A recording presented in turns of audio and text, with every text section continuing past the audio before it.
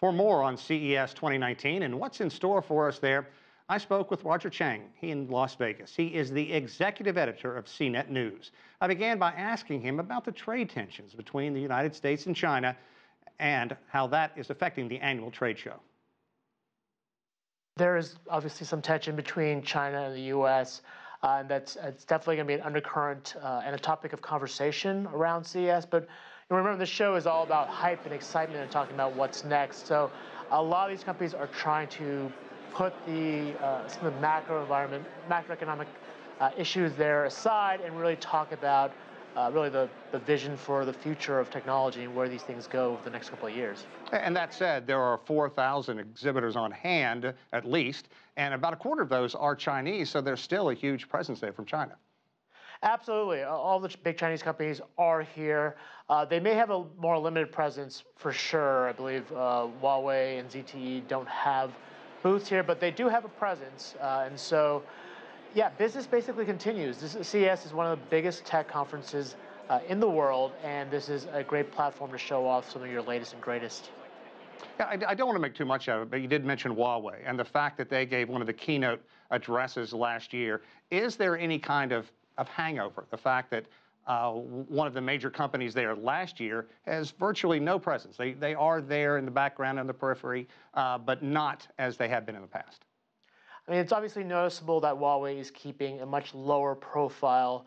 But keep in mind, these keynote lineups do switch from year to year, so it's not like it was fully expected that they would come back with another keynote. But yeah, it's definitely something that people are talking about. And I think you touched on one thing. Every year, some exhibits get bigger, some get smaller. Last year, it was Alexa and all of those devices. What is it that's growing this year, and what have you seen shrinking over the past year? I think the most obvious one is Google. Google's presence has been steadily growing over the last couple of years. I think last year, they had a big booth for the first time. This year, they have by far the largest banner at the convention center. Basically covers almost the entire thing. It's like they bought the naming rights to that building with a "Hey Google" sign. The monorail once again is plastered with Google signage. They're really making a big push to get themselves out to consumers through the CES show. And one thing that I think everybody's talking about as well is 5G. What that is going to do to phones, what it's going to do to be able to get that much more information out that much more quickly. Is 5G a reality? How excited are people? Yeah, 5G is not quite a reality yet. There have been a couple of networks that have launched around the world. AT&T here in the U.S., in Korea, KT with the network. They're very, very small deployments and essentially field tests at this point. And so 5G isn't quite real, and it kind of falls in line with what CES really is. Oftentimes, it's a lot of hype. It's a lot of promise about the technology that's coming down the line. And so 5G will be real, and it'll actually be real sometime later this year, second half to 2020. And another great thing, AI, because you see the United States and China competing to see who is going to be king of the hill. What are we seeing out there in terms of AI right now?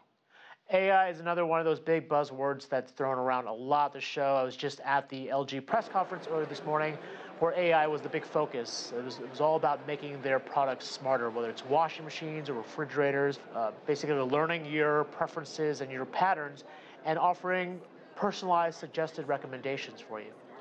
Tell me what really has your eye. I presume you've been covering this for some time. Your publication, without question, one of the leaders in this. What is going to be the big takeaway, do you think, this year? Big takeaway, for me at least, is 5G. I've covered mobile for a long time. And I know I just mentioned that there's a lot of hype around 5G, and fewer tangible products, and that is the case. But I do want to know what the conversations are about how 5G will actually be used. I just came back from China, and everyone over there does everything on their phone. It seems like 5G could be a huge game changer in China. Absolutely. In China and U.S., 5G could be a potential game changer. It's going to take a while. Those networks still need time to build out and become broadly available to everyone. But that extra speed, it's not just phones. It's all kinds of applications. It's streaming virtual reality. It's telemedicine, self-driving cars. 5G can power a lot of different technologies.